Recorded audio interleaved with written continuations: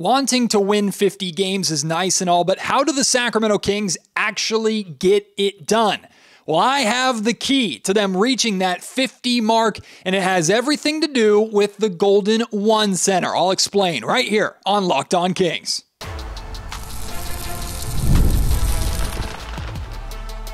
You are Locked On Kings, your daily Sacramento Kings podcast, part of the Locked On Podcast Network, your team every day. And now, ladies and gentlemen, it is that time for another episode of Locked On Kings. Hello and welcome into Locked On Kings, your podcast hub for Sacramento Kings coverage all offseason long. Today's episode is brought to you by Game Time. Download the Game Time app, create an account, and use promo code LOCKEDONNBA for $20 off your first purchase. Terms apply. My name is Matt George. I have the privilege of being your host here. I'm a Sacramento sports anchor and reporter for ABC 10 News. And initially, my plans for this podcast were to lead with diving more into the Sacramento Kings schedule, specifically how this Kings schedule stacked up against the rest of the league. Once again, the Kings have one of the harder schedules in the NBA. I'm still going to get to that in this podcast. It's going to be in the third and final segment at the end of the show. But as I was putting together the rest of the show and diving in deep to what I believe the key is to the Kings reaching 50 games this season, or winning 50 games this season, rather, as I dove into that more, I realized, man, this is really good. I think it's really interesting, and it's something I wanted to share with you. So I'm changing things up on the fly here a little bit. We're going to start with what I believe the key is for the Kings reaching 50 wins this season. It's something I've shared before, but we're going to go more in detail into this than I've ever gone before. Winning at home. Defending your home court, right? The Sacramento Kings becoming a 50-win team starts with the Golden One Center and how they play on their home floor. Something that this team over the last two seasons, even though they've been two of the best seasons for the Sacramento Kings in nearly 20 years, it's something that the Kings have not done well enough. Last season, the Kings were 24-17 at home. The season before, when they actually made the playoffs, they actually won one fewer home game. They were 23-18. Now, those are both winning records. They're solid, but they can be better. They need to be better. And those of us who watch and follow Sacramento Kings basketball religiously know that when the Sacramento Kings played at home, they didn't always look their best and play their best basketball. In fact, I would argue over the last 2 years, the best the Kings have looked consistently more often than not has been on the road compared to in Sacramento. A lot of the worst losses of the season over the last 2 years have been inside the Golden One Center, which is something this Kings team needs to figure out and needs to clean up. Now, I've touched on this surface level, right? The best teams are very successful at home. The Sacramento Kings should strive to expect to win in their building regardless of who they're playing, from the Boston Celtics all the way down to the Washington Wizards or Detroit Pistons, right? It doesn't matter who the Kings are playing. They need to play the same way at home. We've touched on all of this, but I'm going to go deeper into the numbers and into the specifics of what the Sacramento Kings are looking for. And what we do is we take a look at the teams that were able to get the job done. 7 teams last season won 50 or more games. Those 7 teams, on average, had a 72% win percentage at home, which is 30 games. So that is a record of 30-11. So that is the goal. That is the baseline. 30-11 is what the Sacramento Kings need to strive for at home, which again is a 72% win percentage. So mapping out and looking at the Kings schedule that came out on Thursday, and if you missed the Locked On Kings podcast where I dove into the specifics and dove in deep to the Kings schedule, I highly encourage you to check that out. But if you want to pause this right now and go and grab a Sacramento Kings schedule or pull it up on your phone or whatever and follow through and go through this with me, we can kind of break down not every single home game, but we'll look at some of the specific stretches this season at home where the Sacramento Kings need to get the job done using that 72% baseline expectation at home that the Sacramento Kings should have. From December 8th through January 6th, the Kings basically do not leave California. Now, I say basically because in there are also the two unknown Emirates NBA Cup in-season tournament games that we don't know yet, right? The Sacramento Kings could be playing in Vegas if they're making a deep run. They could be playing in Sacramento against another team that was eliminated from the tournament. They could be playing on the road against another team that was eliminated in the tournament. We don't know, right? So taking those two games out, the Sacramento Kings have 11 games during that stretch, all of which are in California. Out of those 11 games, 9 of them are at home against the Jazz, the Lakers twice, the Pacers, the Pistons, which is the day after Christmas, the Mavericks, the 76ers, the Grizzlies, and the Heat. 9 games at home over that stretch. So if you're sticking to this 72% win percentage, they need to find 6 wins out of those 9 games. Again, the Jazz, the Lakers twice, the Pacers, the Pistons, the Mavs, the 76ers, the Grizzlies, and the Heat. Find me 6 wins in that stretch. Let's go through this really quick. They should be beating the Jazz at home. There's 1. Let's say they split the Laker games. There's 2. The Pacers at home, I would argue they should be winning. That's not an easy game. But let's say they win that game. That's 3. They absolutely should beat the Detroit Pistons the day after Christmas. I don't care. That's 4. Let's say they lose to the Mavs and 76ers. Okay. But then you win against the Grizzlies and the Heat. There's 5 and there's 6 right there.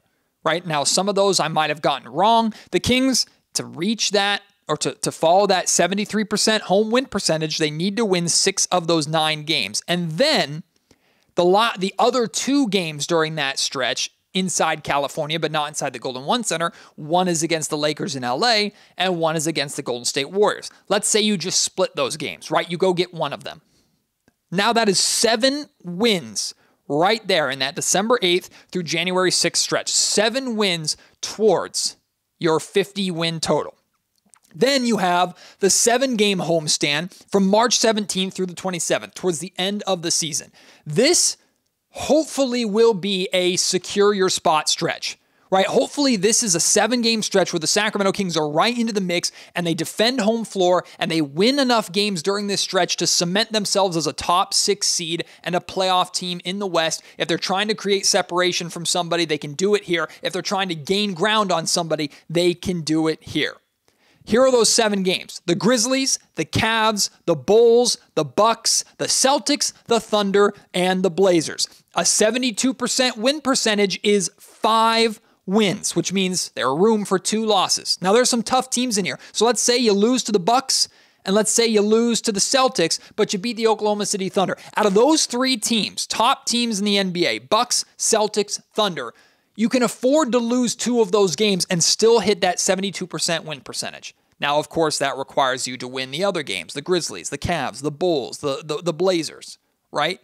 So I'm not saying that's the absolute formula for how it works, but if you handle your business, you have wiggle room to drop games during that home stretch and still be able to meet that goal. So let's say you get 5 of those 7 games.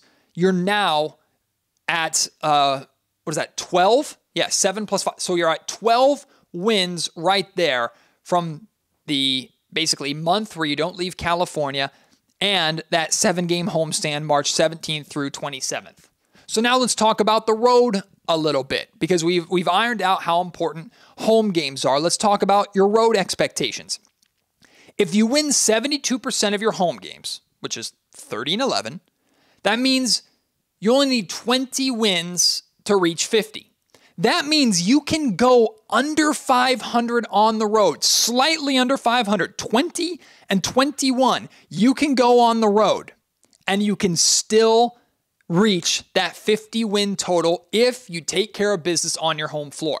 Now, the Sacramento Kings the last 2 seasons have been an over 500 team on the road. So the expectation probably is that they will be better than 20 and 21. But I lay this out just to kind of explain to you and prove to you that if the Kings handle their business at home, while the road is important, it's not as essential as it's felt like it's been over the last 2 seasons. This Kings team is a good road team. They like playing on the road, whether it's the adversity, shutting up opposing crowds, creating their own energy. Whatever the reason is, this Kings team is good on the road. But if they take care of their business at home, they don't need to be as good. If they are, then it's just icing on the cupcake. And now we're talking about a team that's breaking that 50-win threshold and is pushing mid to upper 50s, which really secures them a top seed in the Western Conference. But let's look at the 2 6-game road trips that the Kings have, right? We're just breaking the schedule up into certain specific sections.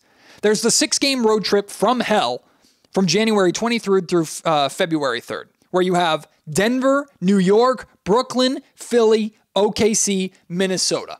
That is a rough road trip. If you go 3-3 during that stretch, if you find a way to go 500 during that stretch, that's a success to me.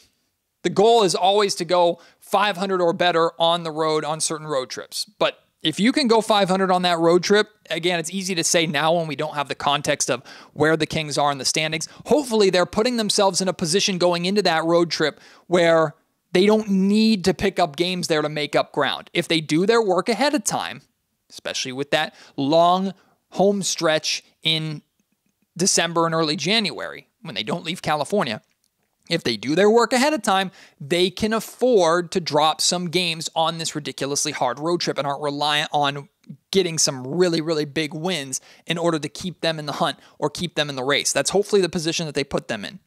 But then you have the 6-game road trip at the end of the season from March 29th through April 7th. This one's more gettable. Orlando, Indiana, Washington, Charlotte, Cleveland, and Detroit. Now, this should hopefully be the road trip that secures opportunities to rest, because after that road trip, the Kings have 3 more home games, and then the season is done.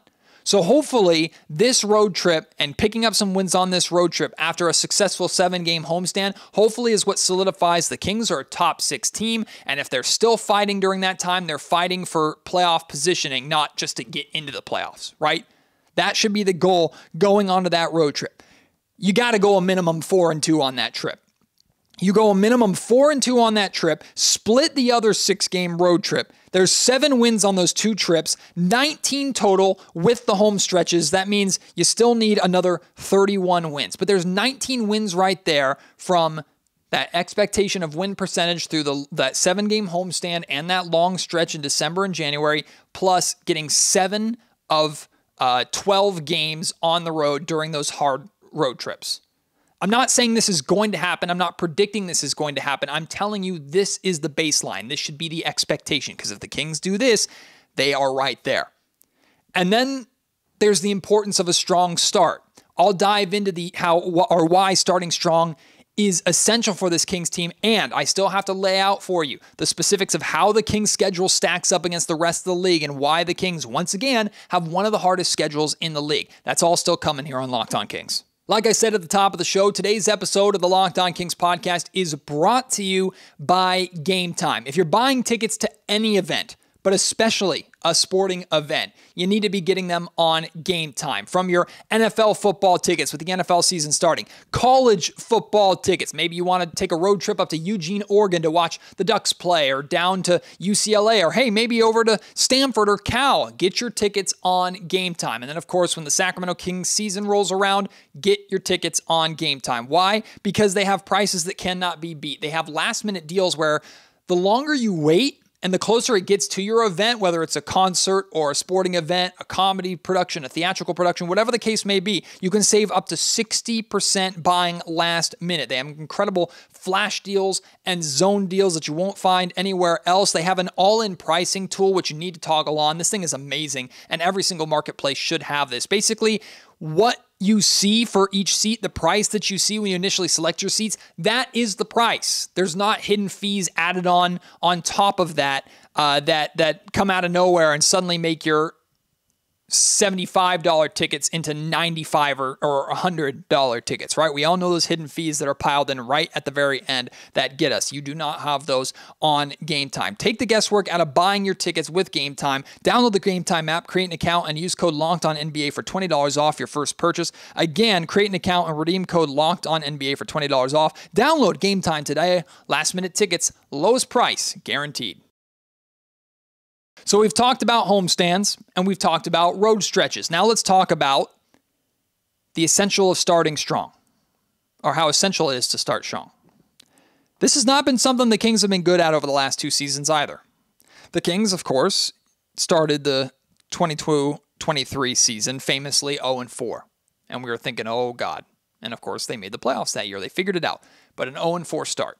Last season, the Kings started 2-4 in their first 6 games, including some big-time blowout losses at the hands of the Houston Rockets. Remember, they lost to the Golden State Warriors in their playoff rematch for the home opener, right? The Kings, these last 2 seasons, have not started as strong as they should. Now, for me, I look at the start of the season as a prime opportunity for a team like the Sacramento Kings, who has playoff expectations, who has aspirations of making a deep championship run, but they're not expected to yet.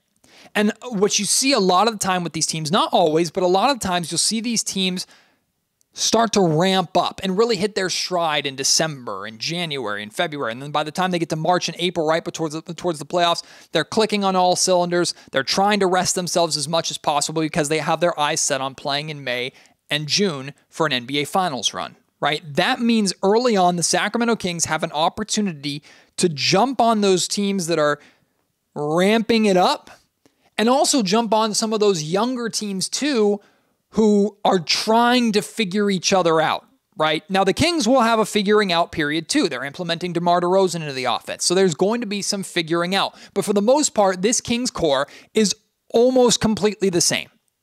DeRozan's a big addition, and he's going to add a big element to this. But for the most part, this Kings core is the exact same. Therefore, the expectation should be for the Sacramento Kings that they don't need a lot of time to figure each other out. They should still be able to hit the ground running. DeMar DeRozan is a veteran and a smart enough NBA player to know how to fit in, and the Kings can incorporate him into their offense without having to reinvent the wheel or anything like that. So the Kings should be able to start strong. In the first 7 games of the season, 5 of them are on the road. That's tough. You got the Lakers, Jazz, Hawks, Raptors, and Heat. 5 games on the road, but gettable games, right? So go and get 3 of those games minimum. Go 3-2 on those first 5 road games. 3-2 should be the expectation. 4-1 or better should be the goal. But let's say they just hit those expectations of 3 wins. Then you have your 2 home games against the T-Wolves, which is the home opener. That's going to be a big test, right? The Timberwolves are one of the best teams in the Western Conference. It's your home opener, and like we've talked about earlier, the Kings need to get to a position where not only are they winning 72% of their home games, they're beating anybody and everybody in their home gym, regardless of who that player or that team is and how talented their team is. So the home opener, and then you play the Trailblazers, the other home game, that absolutely has to be a win. So let's say you win both of those games. We're talking about a 5-2 start. Again, I'm not predicting this to happen. I'm just talking about if the Kings handle their business, go 5-2 over these first 7 games. There's a really strong start, and you add those to the road wins and the home wins that we mapped out in the last segment. You're at 24 wins right there. You're halfway to that 50 total. That means the rest of the season, the smattering of home games and road games and back-to-backs and trips and things like that, whatever, you're halfway there if you handle the business in these 3 stretches that we've laid out. You have really 5 stretches, I suppose. You have the start of the season, the first 7 games. You have the December to January stretch where you basically don't leave California. You have the 7-game homestand and your 2 6-game road trips. 5 stretches right there. You handle your business over those 5 stretches like we've laid out, you're halfway to 50 wins. That's what you got to do. It's what you got to do to be a 50-win team. Those are the stretches I'm looking at, and I'm going to be paying very close attention to once the actual season starts. All right, I'm going to break down for you the Kings' schedule, how it compares to the other 29 schedules in the NBA. That's coming up for you in just a sec. For that, though, today's episode of Locked On Kings is also brought to you by FanDuel. We all love sports. We never want them to end. Thank goodness the sports calendar is starting to ramp up. Now, we still have a couple of months before the actual Kings season starts, I know. But football is coming, right? Football is nearly here to help us through. But to kill the time between now and the actual start of football season in a couple of weeks, you have FanDuel. And all summer long, FanDuel is offering customers, whether you're new or a longtime customer, a boost or bonus daily. That's right.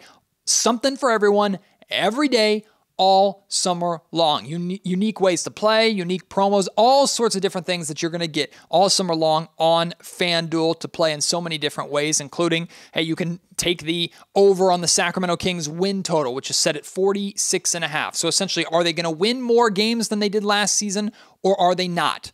If you think they're going to win more, which I think they will, then you can make that bet there. You can pick any of the Sacramento Kings players to make All-NBA or maybe even MVP. You can bet on the Sacramento Kings to win the NBA championship if you want. So many different fun ways to play on FanDuel. So go create an account, check it out, and have some fun. FanDuel is an official sports betting partner of Major League Baseball. Okay, let's break down how the Sacramento Kings schedule compares to the rest of the league, the other 29 teams. Now, all of these analytics are provided by a site called Positive Residual. I highly encourage you to check it out. Just Google Positive Residual NBA Calendar. You can dive deep into the numbers yourself and compare the numbers for the Sacramento Kings to the rest of the league. They take strength of schedule into account, right? Which strength of schedule is an analytic that's based off of a number of factors, including the quality of opponent, the amount of miles traveled, back-to-backs, things of that nature, right? It takes all this into account to create an equation that calculates your strength of schedule. Well, the Sacramento Kings have the 11th most difficult strength of schedule rating in the league. So it's in the top half in terms of difficulty, but it's more towards the middle than it is the top. So that aspect is good. If you're curious, the 5 teams with the easiest strength of schedule are the Denver Nuggets, Indiana Pacers, Orlando Magic, Boston Celtics, and New York Knicks.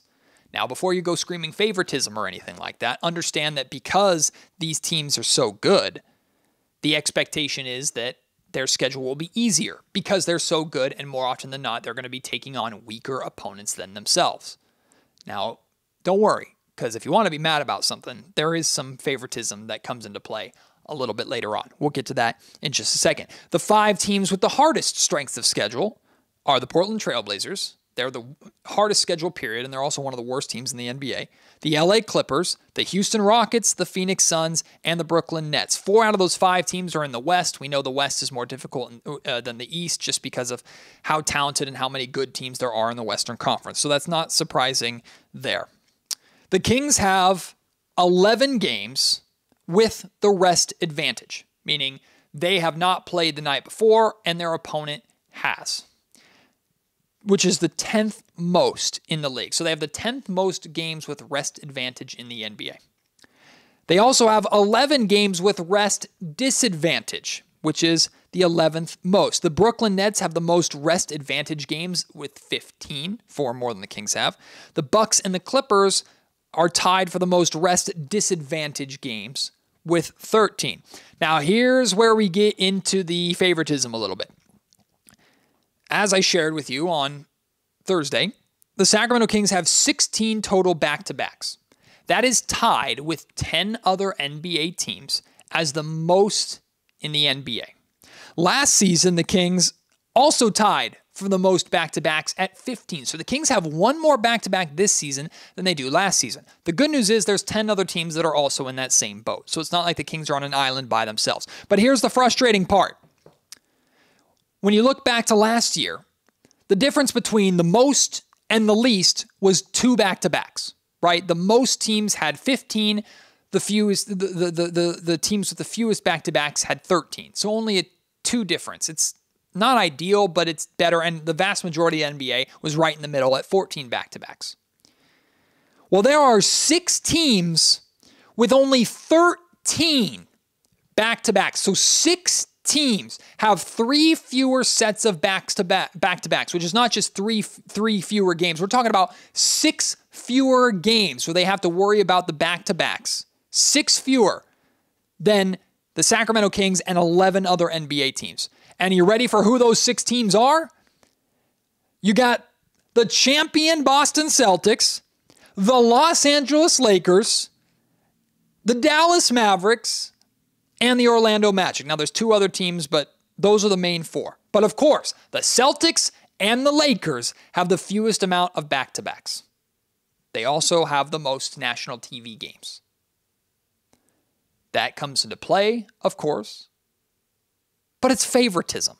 Now, if they had 1 or 2 fewer back-to-backs than the Sacramento Kings, overall, I'd be like, all right, whatever. Like, it sucks, and of course they get that, but whatever. But for the freaking defending champs to get a 3 back-to-back rest disadvantage over almost half of the league, for the Lakers to get that same rest advantage over half of the freaking league, and of course, it's for an LA Lakers team that has LeBron James and Anthony Davis who could use those opportunities to play fewer back-to-backs because just like they want to make a deep playoff run, the NBA and TV ratings wouldn't hate it for the Lakers to make a deep playoff run too.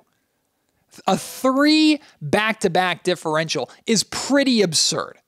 Now, I know schedule makers have a really tough job, so I'm not going to go as far as to say like they're trying to screw over the Kings and stuff like we don't have to go that far, but we can like call a spade a spade. We can look at what teams get the advantage and what teams don't. The Sacramento Kings for 2 straight years are the most or have the most back-to-backs in the league, or at least are tied for the most in the league. But the Lakers and defending champion Boston Celtics get a 3 back-to-back or 3 fewer back-to-backs than the Kings and 10 other teams do. That's ridiculous. And then on top of that, the Kings travel the 3rd most miles of any NBA team. The Kings will travel 47,504 total miles. Now, before you roll your eyes and go, yes, Matt, but they travel in absolute luxury, team plane, these amazing dinners on the plane, their 5-star hotels, blah, blah, blah. You're right. Their travel is not the same as our travel being crammed into seats on Southwest Airlines and hoping to get an emergency exit aisle, right? They don't have to deal with that. But still, 47,000 miles, 47.5 thousand miles is a lot to travel. The only 2 teams with more travel than them is Minnesota at 49.9 thousand miles, which is crazy, and Portland at 48.9 thousand miles. Now, I expect the Kings to be amongst the most because they're in California, right? When you're on the West Coast, with the amount of East Coast teams, you're going to travel out there more than other teams. So let's compare the Kings to the other California teams. Well, obviously, the Kings have the most travel miles of all the other California teams.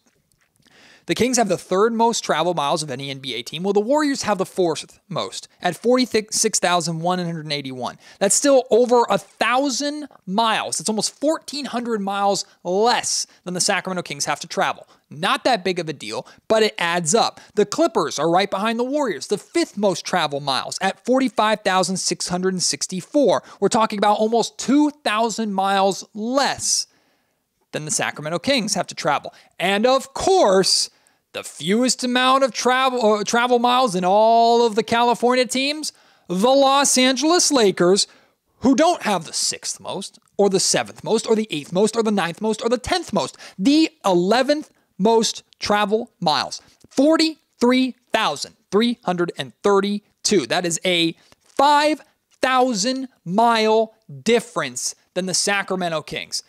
Favoritism. Blatant favoritism. Again, they're kind of old man get off my lawn complaints because in the end, like, these aren't excuses that we care about, right? If we're being honest, like, no one cares. No one wants to hear from the Sacramento Kings if they don't accomplish their goal of making it to the playoffs or whatever. No one's going to blame the travel miles or the amount of back-to-backs or stuff like that. At that point, you're just making excuses. So in reality, it really doesn't matter. But when you break these down and you see the Lakers having all these schedule advantages and the Celtics having these schedule advantages that teams like the Kings just consistently don't get, I'm going to take this opportunity on this platform to call it out. All right, share with me your thoughts on the schedule. Share with me your thoughts on the Kings reaching 50 games, the 30 win total. How many wins at home do you think the Sacramento Kings will have this season? Let's talk about it. Hit me up at MattGeorgeSac on Twitter.